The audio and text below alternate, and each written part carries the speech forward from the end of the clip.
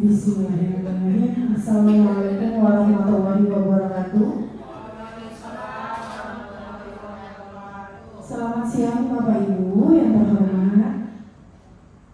Puji syukur kehadirat Allah Subhanahu wa Ta'ala yang telah melimpahkan rasa sehat, bahagia pada hari ini, sehingga kita dapat berkumpul di sini dalam rangka diseminasi budaya positif yang akan kami paparkan.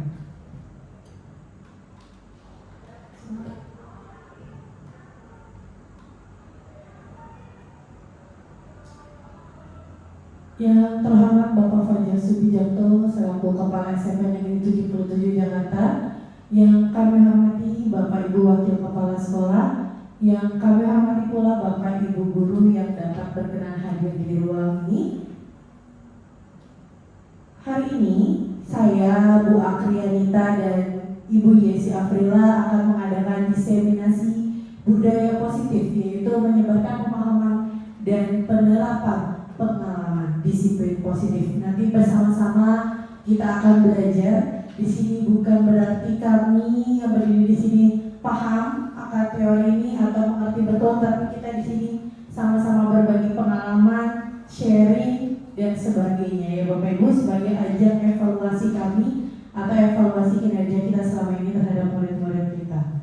Sebelum pelaksanaan kegiatan hari ini dimulai, ada baiknya kita berdoa terlebih dahulu supaya apa ilmu yang kita bicarakan dan kita diskusikan dapat bermanfaat untuk kita semua.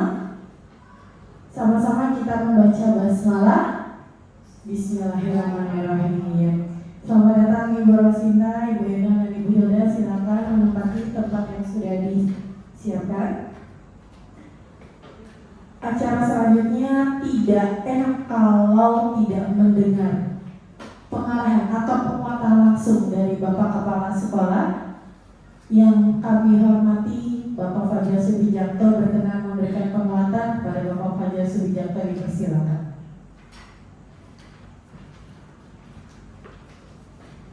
Bismillahirrahmanirrahim. Assalamualaikum warahmatullahi wabarakatuh. Selamat siang dan salam sejahtera kita semuanya. Beri doa semoga Bapak Ibu dalam keadaan sehat. Amin ya Rabbal alamin. Yang terhormat Bapak Ibu Wakil Kepala Sekolah dan juga Ibu Ibu, dan juga di sini yang sangat kita banggakan adalah para CGP, para calon guru penggerak. Semoga kita semuanya menjadi insan-insan yang paling bersyukur kepada Tuhan Yang Maha Kuasa, dengan betul di tempat ini yang berbahagia semuanya kita menjadi seorang pendidik dan seorang tauladan. Bapak Ibu, pada kesempatan ini kita bersyukur kepada Tuhan Yang Maha Kuasa, di mana kita akan mendengarkan sebuah paparan diseminasi tentang disiplin positif, tentang budaya positif.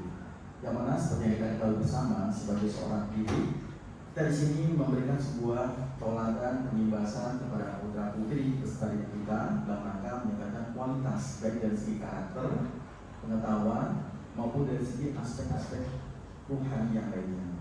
Jadi bagus sekali dengan membangun budaya positif tidak hanya dari aspek perbuatan, ucapan dan juga tingkah laku, namun juga dari aspek sisi akal pemikiran, rohani dan juga apapun yang menjadi sebuah kebiasaan. Bapak Ibu sekalian, hasil dari beberapa sebuah penelitian, apabila kita selama kurang lebih 21 hari atau 3 minggu melakukan perbuatan hal yang positif baru, maka akan menjadi sebuah model, akan menjadi sebuah kebiasaan. Dan ini merupakan sebuah tantangan bagi kita semuanya. Ingat Bapak Ibu sekalian, disiplin positif adalah sebuah nilai-nilai yang mengandung makna yang besar sekali bagi dunia pendidikan. Dengan menanamkan nilai positif baik bagi peserta didik kita atau bagi diri kita sendiri, akan menghasilkan sebuah nilai yang sangat membawa penimbasan yang lainnya. Ketika saya membawa satu nilai kebaikan, semuanya akan tertular, terbawa dengan nilai kebaikan. Inilah hebatnya disiplin positif. Bisa mengimbaskan, bisa mengajak orang lain, bisa menjadi tauladan bagi orang lainnya. Jika satu siswa dia mempunyai pembiasaan yang baik, maka akan membawa siswa lain menjadi berbudaya positif. Bapak Ibu, mari bersama-sama kita kembangkan, kita lakukan sekolah kita ini dalam rangka meningkatkan kualitas pembelajaran, kualitas pelayanan dan juga kualitas pendidikan sekolah kita dengan budaya positif atau disiplin positif.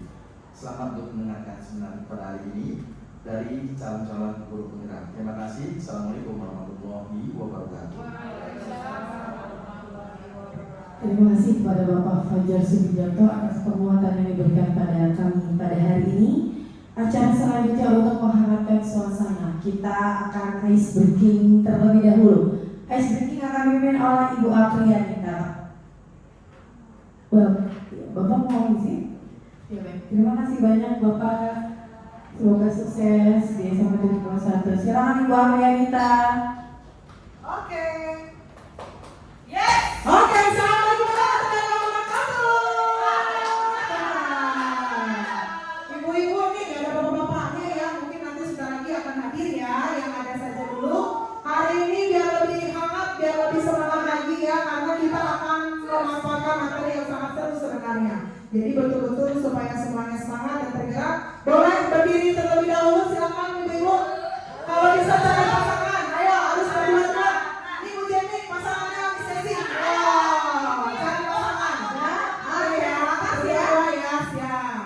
Kita akan bermain. Permainan kita adalah merebut barang yang kita sayangi. Sekarang boleh pilih satu barang. Satu barang untuk berdua. Atau yang nggak Satu barang untuk dua. misalkan pulpen. Nah, kita mau merebut pulpen. Yang ada saja.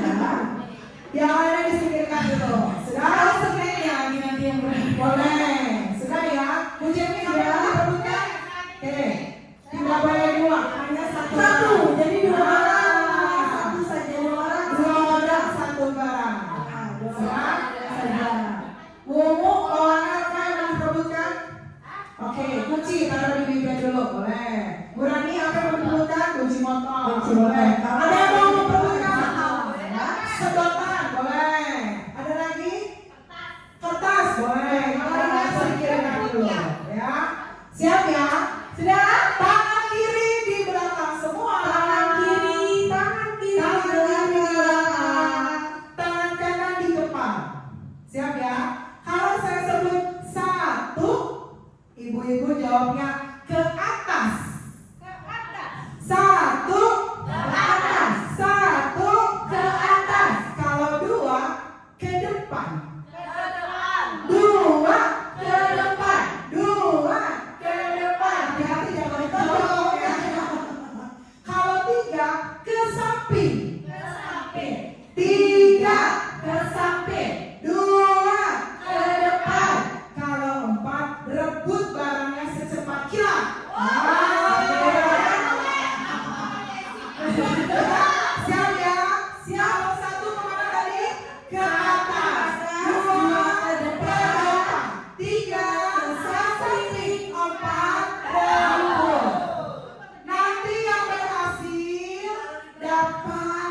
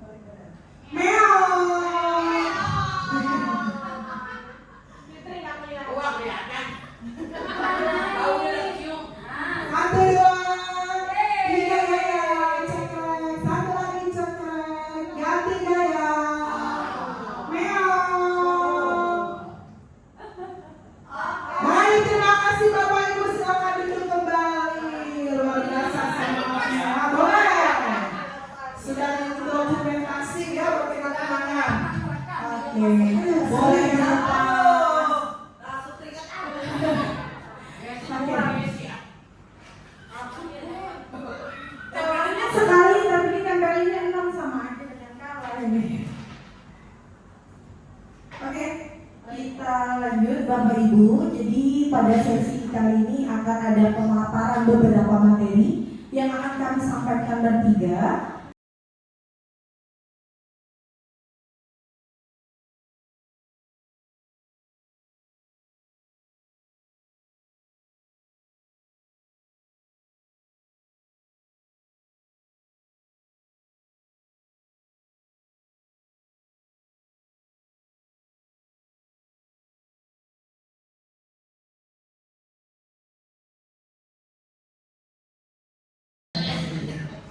Baik Bapak Ibu, sampai sini ada mau ditanyakan?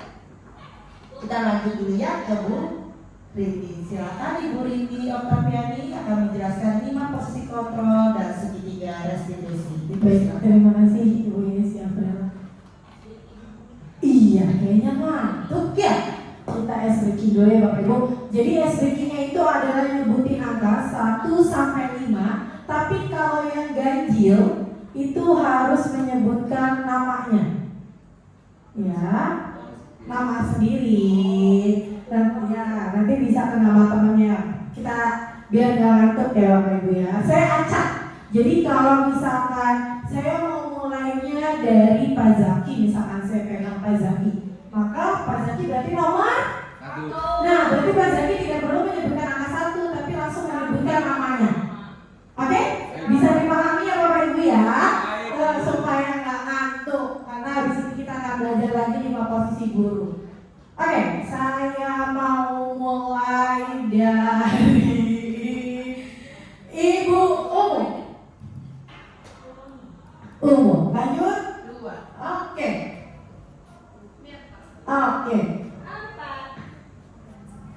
Stephen. Oke, kalau nama ternyata udah lebih paham. Sekarang berarti menyebutkan buah-buahan yang depannya hurufnya P. Belum. Oke, buah-buahan yang depannya huruf P ya. Kita bisa mulai dari Bu Endang. Berarti Bu Endang nomor 1. Oke, berarti Bu Ros? Oke, pintar Bang Nana? Pepaya. Bu. Oke, Bu Rama? Pugu?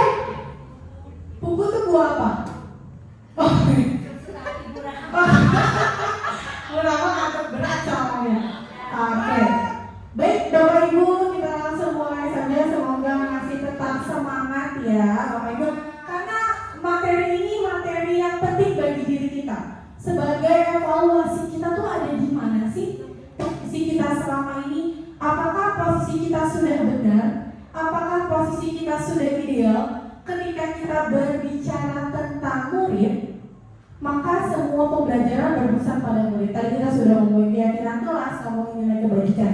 Fokusnya ada pada murid. Tapi pada poin ini fokusnya ada pada guru. Bagaimana kita mengevaluasi posisi kontrol kita sudah tepat atau belum.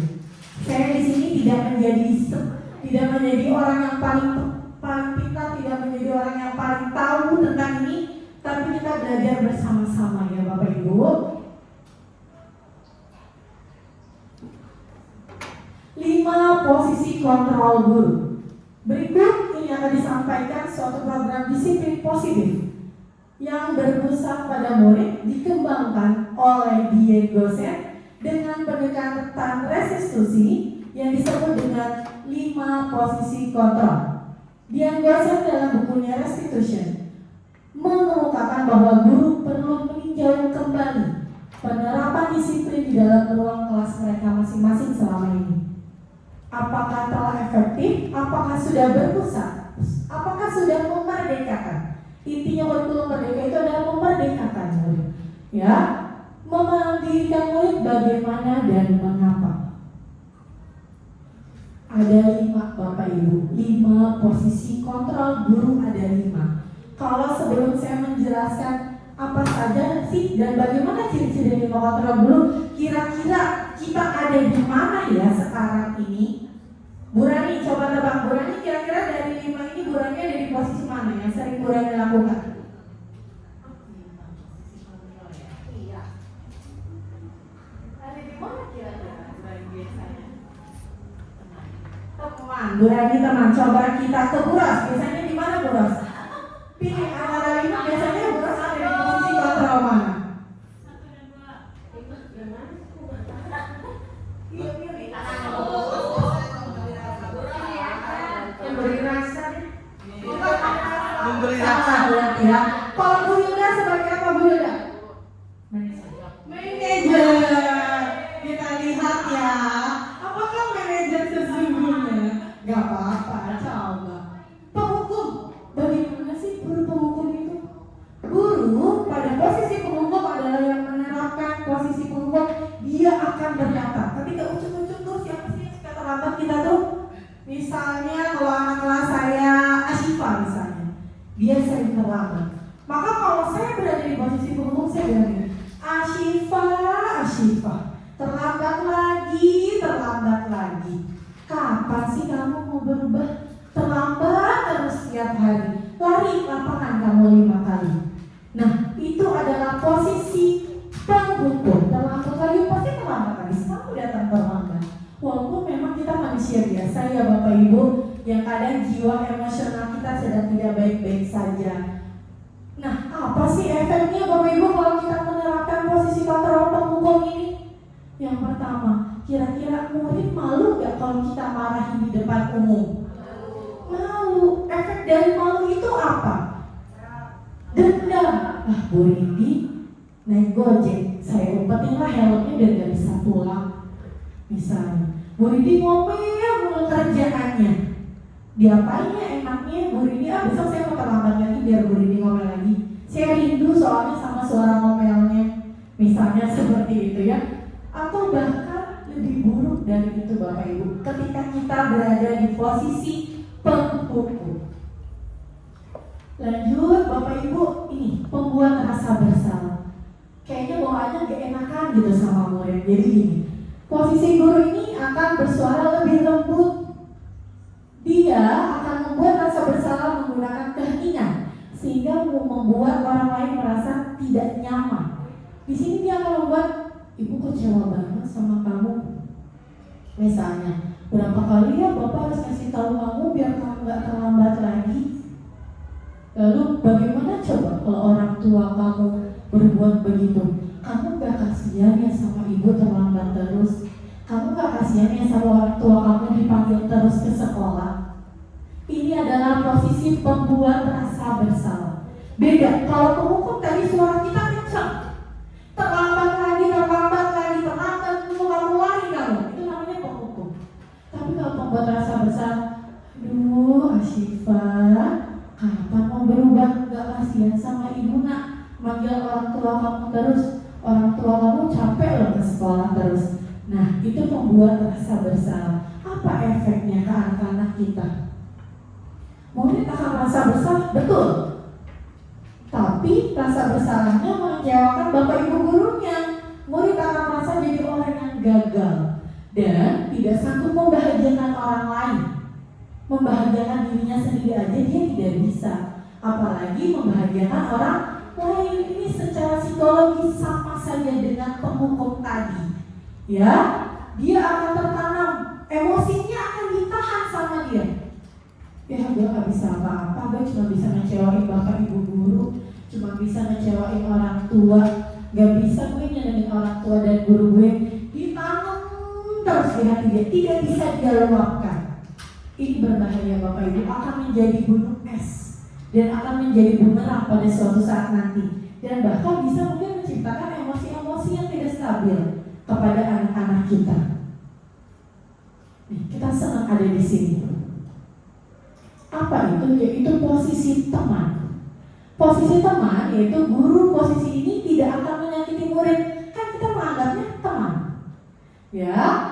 Namun akan tetap berupaya mengontrol murid supaya bersifatnya persuasi. Apa itu persuasi? Ajakan, mengajak.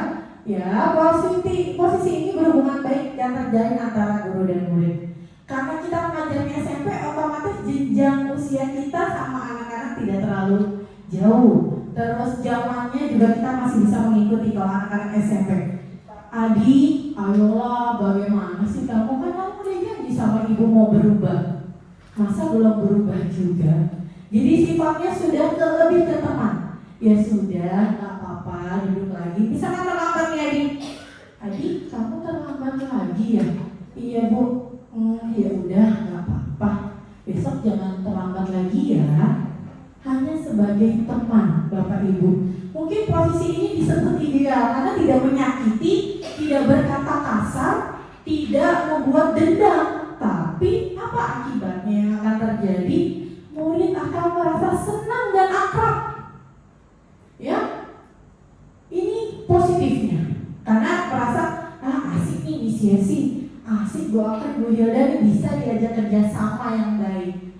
Tapi dampak negatifnya, bila dia ada masalah dia merasa mengandalkan guru tersebut. Udahlah ceritanya ke sesi lagi aja. Bu Rosma gak mengerti aku misalnya. Bu Rosma gak CS misalnya. Nah ini kalau kita pakai posisi teman, ya. Terus juga kita bisa lihat Adi hanya akan berubah atau membuat sesuatu kalau guru tersebut yang nyuruh.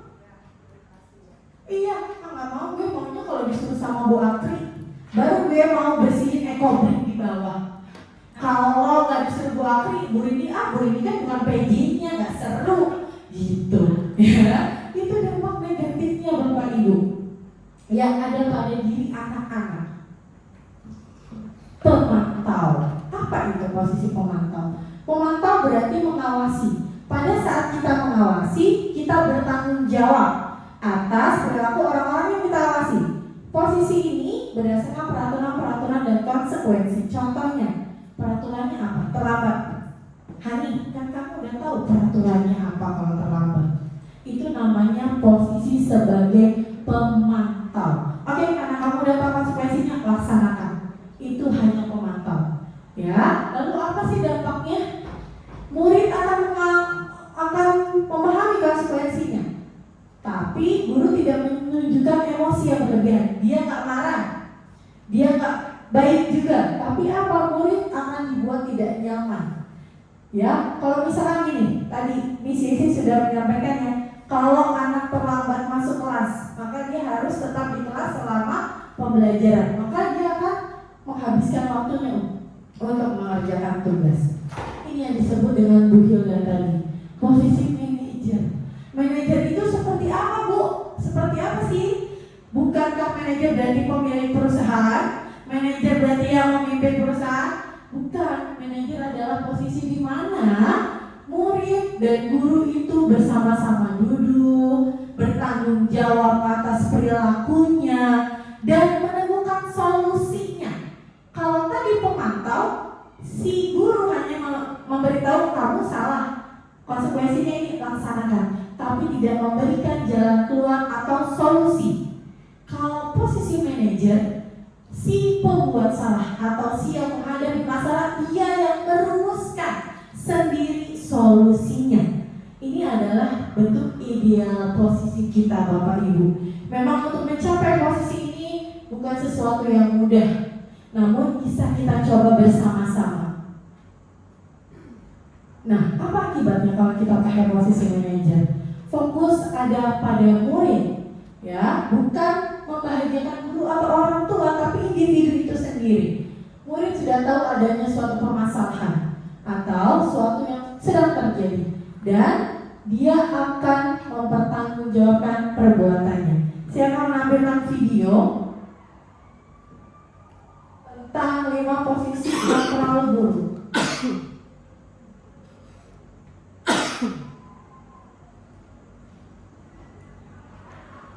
Positif restitusi, salah satu program yang dikembangkan adalah Boleh disimak ya Bapak Ibu, karena nanti di sini akan ada dramanya di sini, di mana mencerminkan posisi perjalanan seorang pendidik agar dapat mengenali dirinya.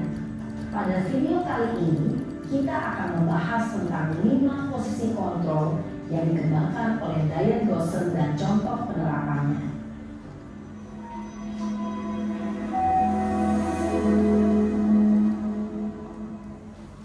5 posisi kontrol itu adalah 1. Posisi penghukum, 2. Posisi pembuat merasa bersalah, 3. Posisi teman, 4. Posisi pemantau atau monitor, dan 5. Posisi manajer. Untuk lebih memahami kelima posisi tersebut, mari kita saksikan kasus Naren yang terlambat hadir 20 menit di sekolah dan melihat bagaimana kelima posisi kontrol dalam menghadapi masalah tersebut. Oke, masalahnya sama ya Bapak Ibu, kita lihat. Ini posisi penghukum.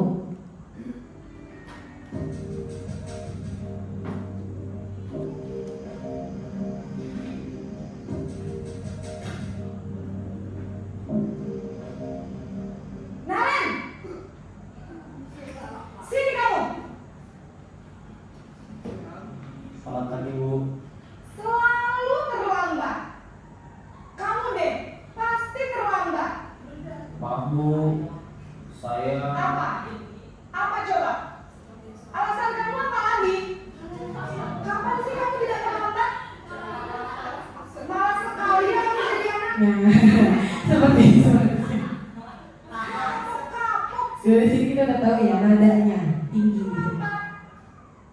Sana, kamu keliling lapangan basket 2 kali. kenapa saya harus ke lapangan basket Bu? Kenapa? Kamu lawan ibu. Berani-beraninya jawab. Sudah terlambat, masih berani jawab pula. Siapa ini? Sekarang keliling lapangan basket 5 kali sekalian. Biar kapok. Bye. Pergi sana ke lapangan basket. Posisi penghukum biasanya berbicara dengan nada tinggi, menghardik, menunjuk-nunjuk, menyakiti, dan menyindir. Hukuman bisa berupa fisik maupun psikis. Ibu dan bapak guru hebat. Dampak yang terjadi pada murid ketika guru berada pada posisi penghukum adalah murid cenderung akan memberontak, bahkan menyimpan dendam. Selanjutnya, posisi pembuat rasa bersalah. Kita bedakan dari nada suaranya ya Bapak Ibu.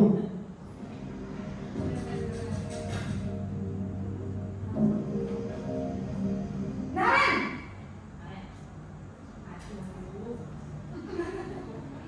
Selamat pagi Bu. Naren. Kamu kenapa terlambat lagi, nak? Ya Tuhan, Naren. Kamu senang ya bikin ibu susah ya? Kalau kamu terlambat lagi, nanti ibu yang ditegur bapak kepala sekolah, nak. Disangka ibu tidak bisa membina kamu. Duh, gimana ini? Maaf Bu.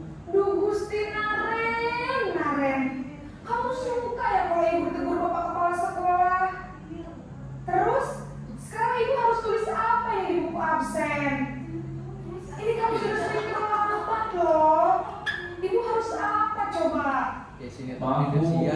Maaf sekali. Ya sudah, lain kali jangan bikin ibu susah lagi ya nak ya. Ibu tidak akan kuat lagi kalau kamu begini terus. Nah, di sini guru merasa tersakiti gitu ya. Jadi biar siswanya merasa bersalah. Maaf ya Bu. Maaf sekali. Posisi pembuat rasa bersalah berbicara dengan nada tenang, cenderung lembut.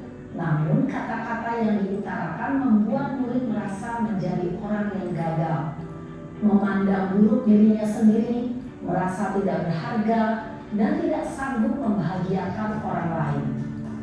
Ketika guru mengambil posisi pembuat rasa bersalah, murid akan menganggap dirinya yang bersalah dan ia akan menyimpan emosi negatif tersebut di dalam dirinya. Posisi teman, kita lihat perbedaannya.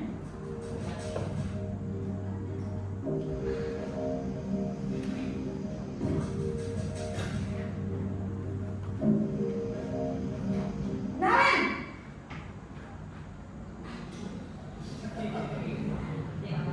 Selamat pagi Bu.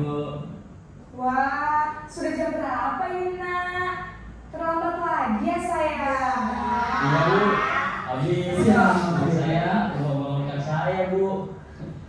Kamu malah menyalahkan ibu kamu. Kamu bukannya anak yang larinya paling kencang. Kok terlambat sih? Iya Bu, saya memang terlambat bangun tadi. Jadi biarpun saya lari kencang, tetap gak kekejar Bu. Ya sudah sana, nanti lain kali larinya lebih kencang lagi ya, biar gak terlambat lagi. Bikin senang ibu, demi ibu, bisa kan? Bisa. Demi ibu, berarti dia berubah hanya demi orang lain bukan dirinya. Ibu beresin urusan absen kamu. Kamu ini ada-ada saja. Dalam posisi teman, guru berbicara dengan nada suara ramah, akrab, cenderung bersenda gurau untuk menjaga suasana tetap santai. Murid akan merasa senang, aman, dan akrab dengan guru. Identitas yang tercipta adalah identitas sukses atau berhasil. Namun, perlu diingat, karena ini masih dorongan eksternal, maka ada faktor ketergantungan dari murid kepada orang tertentu. Di sini, guru absennya, sehingga di lain waktu, murid bisa berperilaku baik, namun hanya kepada orang-orang tertentu saja. Berarti masih motivasinya eksternal yang tadi sudah disampaikan Bu Akri, bukan motivasi dari internal atau dari dirinya sendiri. Ini pemantau.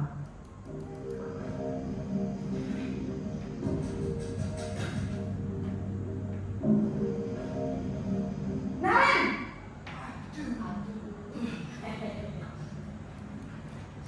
Selamat pagi Bu. Naren, apa peraturan sekolah kita tentang jam berapa kita harus masuk sekolah, nak? Kita harus di sekolah jam 7 Bu. Iya betul, sekarang sudah jam 7.20. Naren sudah tahu konsekuensinya jika terlambat hadir. Paham Bu, saya harus tinggal kelas pas jam istirahat selama 20 menit. Iya benar, konsekuensinya demikian. Jadi nanti jam 9.30 pas istirahat, kamu harus tinggal di kelas, kerjakan tugas tambahan untuk ketertinggalan kamu, ya? Baik Bu. Posisi pemantau mengandalkan penghitungan atau data untuk mengontrol murid. Guru mengarahkan murid berdasarkan peraturan dan konsekuensi. Seorang pemantau menunjukkan bahasa tubuh dan ekspresi wajah yang datar dan cenderung formal. Terakhir, Bapak Ibu, posisi manajer. Kita lihat perbedaannya sejauh mana.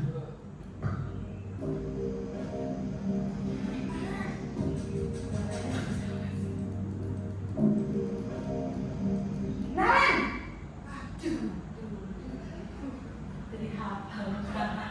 Selamat pagi Bu. Selamat pagi Naren. Maaf Bu, saya terlambat. Iya, sekolah masuknya jam 7, sekarang sudah jam 7.20. Jadi sekarang bagaimana ini Naren? Maaf Bu, saya lupa setel alarm saya semalam. Baiklah, menurut kamu, keyakinan sekolah yang mana yang perlu kamu tingkatkan? Menghargai diri sendiri dan orang lain mungkin ya Bu. Setuju. Jadi, apakah Naren meyakini prinsip saling menghormati tersebut? Iya Bu, saya meyakininya. Apakah Naren bersedia memperbaiki masalah keterlambatan ini? Bersedia Bu. Bagaimana kamu akan memperbaiki masalah keterlambatan ini? Saya akan coba untuk tidak lupa menyetel alarm saya Bu. Baik, kalau Naren lupa menyetel alarm di rumah, ada orang yang kira-kira bisa bantu mengingatkan tidak? Ada Bu, kakak saya, Kak Emma. Ada lagi selain Kak Emma? Selain Kak Emma, ada ibu saya. Baik, jadi yang mengingatkan Naren adalah Kak Emma dan ibu kamu ya? Kira-kira akan mulai setel alarm kapan nih Naren? Setelah pulang sekolah, akan segera saya lakukan. Baik, jadi Naren akan setel alarm untuk bangun besok pagi dan akan diingatkan oleh kakak dan ibunda Naren ya. Ada lagi yang mungkin perlu dilakukan Naren agar tidak terlambat bangun lagi? Tidak ada Bu. Baik Naren, terima kasih untuk kerjasama kamu. Sekarang kamu perlu kembali ke kelas untuk belajar. Baik Bu, terima kasih. Nah, Bapak Ibu, sudah kita tonton bersama perbedaan dari 5 posisi kontrol melalui video. Yang ada pertanyaan saya, ada yang bisa menjawab. Apa perbedaan posisi pemantau dan manajer? Bu Akri bisa menjawab? Mungkin kalau di pemantau belum ada solusi yang keluar dari keyakinan si anaknya. Tapi kalau manajer, anak menyadari kesalahannya, dia meyakini dia sudah melanggar sesuatu, dia mengemukakan solusi. Jadi masalah terselesaikan.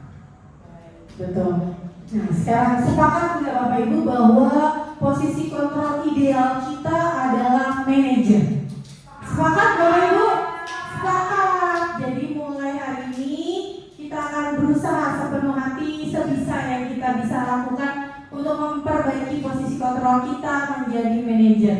Karena kalau satu hal baik menular, nanti akan menjadi kebiasaan yang akhirnya adalah budaya positif yang akan kita timbulkan di SMP Negeri 77 Jakarta. SMP 77 siap bangun Indonesia. Oke, lanjut terakhir Bapak Ibu, segitiga restitusi nanti akan ditutup oleh drama. Kita akan menampilkan penyelesaian kasus menggunakan segitiga restitusi.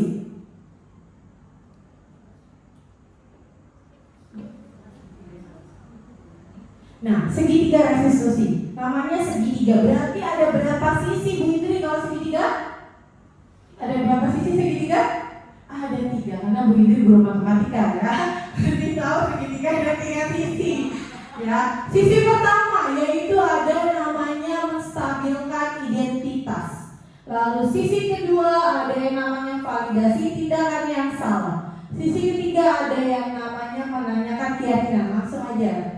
Oke, langsung. Sisi pertama, ini namanya menstabilkan identitas. Jadi, Bapak Ibu, segitiga restitusi ini akan kita terapkan ketika ada siswa yang bermasalah. Ya, jadi pendekatannya menggunakan segitiga restitusi dengan posisi kontrol manajer yang tadi sudah kita lihat. Sisi satu yaitu menstabilkan identitas. Apa isinya? Bagian dasar dari segitiga bertujuan untuk mengubah identitas dari anak yang gagal melakukan kesalahan menjadi orang yang sukses. Bapak Ibu, ketika anak membuat kesalahan, dia merasa gagal tidak? Dia merasa gagal. Padahal ketika anak membuat kesalahan itu pasti berhubungan dengan 5 kebutuhan yang tadi sudah disampaikan. Misalnya dia menjadi teman, maka ada kebutuhan kesenangan yang harus dia penuhi. Sebenarnya mengacu kepada situ ya, kebutuhan dasar. Anak yang melanggar peraturan karena sedang mencari perhatian adalah anak yang sedang mengalami kegagalan. Jadi ketika anak sudah gagal, jangan dibuat menjadi gagal lagi dengan kita marah-marah. Ya, bisa kita stabilkan identitasnya dengan apa? Dengan segitiga restitusi. Lalu sisi kedua, nah pertanyaan yang diajukan pada sisi pertama, bisa berbuat salah itu tidak apa-apa, nah. Walaupun dalam hati udah salah banget gitu ya, kesel kayaknya gitu, tapi tetap kita tidak boleh bersifat seperti itu. Kita bilang berbuat salah itu tidak apa-apa, hal yang wajar kamu melakukan hal tersebut. Tidak ada manusia yang sempurna. Saya juga pernah melakukan kesalahan seperti itu pada saat saya sekolah dulu. Ya, ini pada sisi pertama. Sisi kedua yaitu memvalidasi tindakan yang salah. Padahal kamu bisa melakukan yang lebih buruk dari ini. Jadi apa sih validasi? Validasi yaitu setiap tindakan yang dilakukan memiliki suatu tujuan. Kalau kita ke stasiun Gambir, pasti kita ada tujuannya. Kita mau ke Jogja, kita mau ke Solo, kita mau ke Surabaya misalnya, pasti ada tujuannya. Gitu ya. Jadi setiap yang dilakukan anak itu pasti ada tujuan. Kita tanya apa tujuan dia melakukan itu, apa alasannya. Lalu sisi ketiga menanyakan keyakinan, kenapa dia melakukan itu, apa keyakinan kelas yang dia langgar. Ini ada pada menanyakan keyakinan. Kita siap praktik ini sesi Bu Akri? Bapak Ibu mohon disimak ya.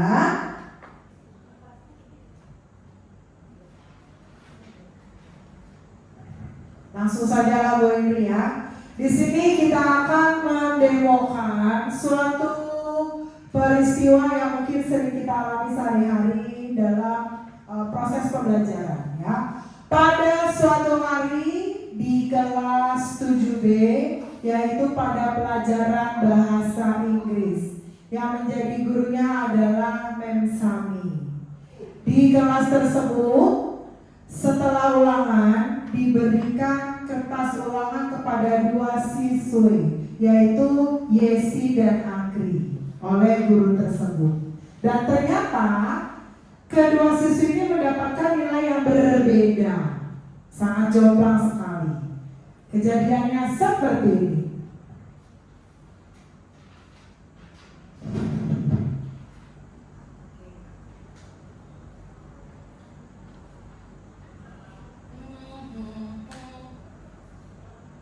Kenapa Kang Akri? Aku dibagi nilai ulangan, segini jelek banget. Berapa yang nilai kamu? Di bawah KTP, cuma dapat nilai 50. Saya 90. Kamu 50? Nggak belajar lo ya?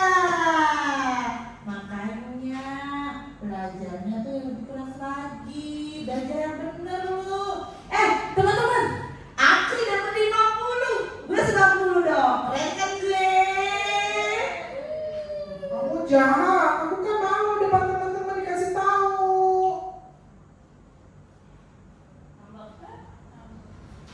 Selanjutnya, Akri mendatangi guru wali kelasnya. Wali kelasnya mendatangi Akri saat jam istirahat, di mana Akri sedang sedih karena dia dipermalukan di depan kelas.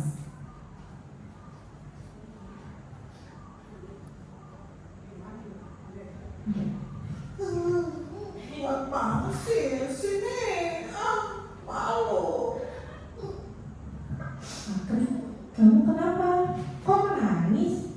Itu Bu, aku dibikin malu sama Yesi di kelas. Bagaimana ceritanya? Tadi pelajaran yang Sami, semua kan dibagi kertas selengan, terus ulangan aku jelek. Terus nih si Yesi cerita teman-teman semua bilangin aku nilainya jelek, aku jadi malu. Aku sebel sama Yesi. Oke Akri, sekarang Akri tenangkan dulu ya. Hati Akri bahwa nilai ini bisa diubah dengan belajar yang sungguh-sungguh lagi ke depannya.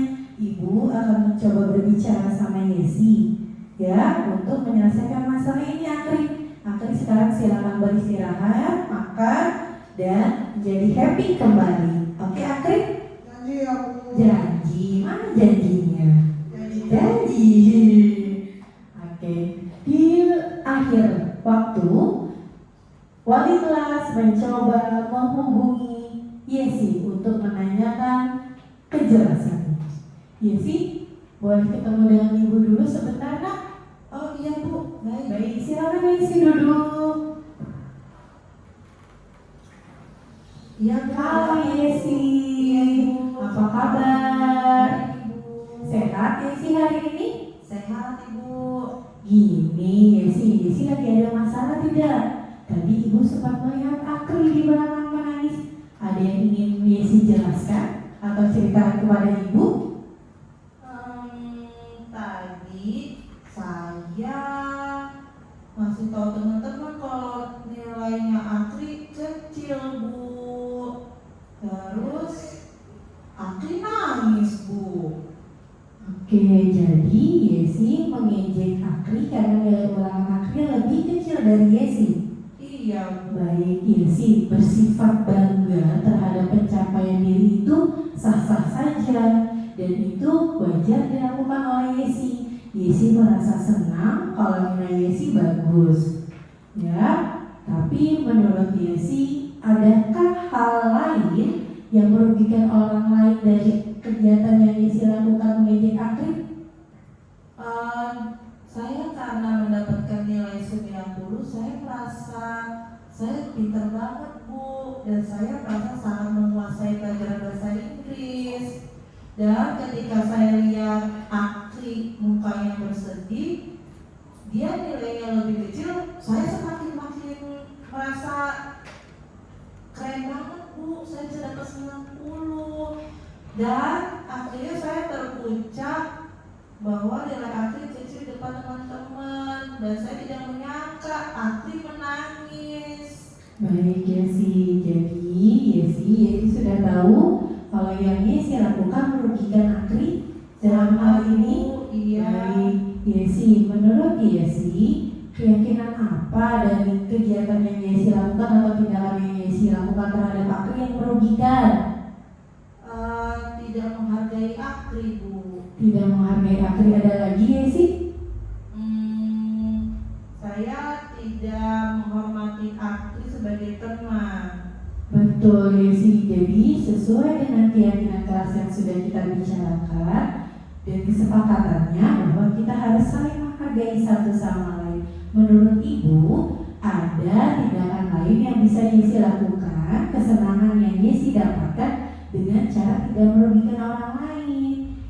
Kira-kira Yesi sepakat nggak dengan Ibu bahwa ada hal lain yang bisa kita lakukan untuk mengurangi atau merugikan orang lain atas kesenangan kita? Saya sepakat, Bu. Nah, kalau Yesi sudah sepakat, kira-kira apa yang bisa Yesi lakukan untuk memperbaiki kondisi ini?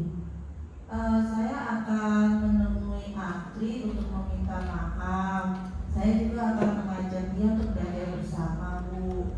Dan juga saya akan mengajak teman-teman untuk kembali lagi melihat keyakinan kelas yang sudah kita sepakati, Bu. Luar biasa Yesi, Ibu sangat menghargai tindakan Yesi atau upaya Yesi untuk mengatasi masalah ini. Sekarang Yesi temui Akri, Yesi minta maaf dan silakan meninjau ulang kembali keyakinan kelas yang akan kita buat dan sudah kita buat ya. Yesi, terima kasih Yesi. Terima kasih dari Yesi. Baik, Bu. Yesi bertemu Akri dan lalu meminta maaf. Akri, Kenapa kamu kesini-sini segala? Aku marah sama kamu. Akri, saya minta maaf ya. Saya tahu saya tadi sudah mempermalukan kamu di depan teman-teman. Saya janji tidak akan mengulanginya lagi, Akri. Benar, kamu gak akan ejek-ejek aku lagi. Enggak, saya janji deh, swear. Tapi aku gak bisa bahasa Inggris. Gimana dong? Nah itu, saya mau ngajak kamu kita belajar. Benar, kita belajar bersama.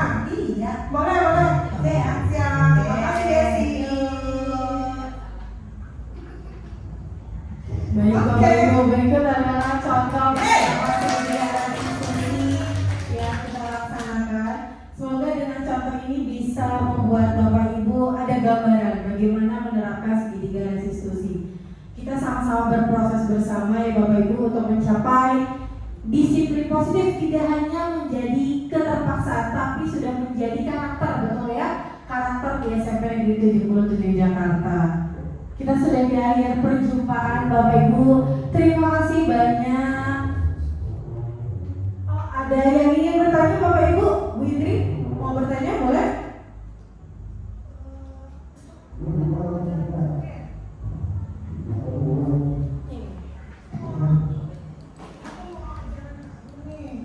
Kesepakatan kelas itu apakah harus hanya wali kelas atau guru mapel boleh? Dan kesepakatan kelas itu untuk guru mapel ditempel di kelas juga gitu supaya wali kelas yang mungkin bisa tahu atau supaya anak juga nggak lupa gitu. Terima kasih. Oke, baik. Terima kasih Bu Indri atas pertanyaannya. Keyakinan kelas itu tidak hanya wali kelas dengan anak didiknya, namun guru mapel pun juga bisa meminta anak-anak membuat keyakinan kelas dalam pelajaran. Keyakinan kelas belajar bahasa Inggris, dalam matematika, itu juga bisa, Ibu. Malah itu lebih bagus sehingga ada peninjauan ulang atau evaluasi dari guru wali kelasnya sendiri. Itu Bu Indri. Terima kasih. Nah, jadi dari mapel naik ke kelas lalu naik menjadi keyakinan sekolah. Seperti itu. Ada lagi Ibu, Bapak yang ingin bertanya, Pak Jaki ingin bertanya? Ya, udah paham. Sudah paham? Oke, sudah. Oke, baik. Baik Bapak Ibu, terima kasih sekali lagi kami sampaikan. Bapak Ibu sudah setia menemani kami dari awal sampai akhir terhadap diseminasi ini. Semoga yang kami sampaikan, kami sama-sama belajar, kita sama-sama berproses, sama-sama membuat perubahan ke arah yang lebih baik. Dan kami juga memohon maaf jika ada salah kata yang mungkin saja tidak berkenan di hati Bapak dan Ibu.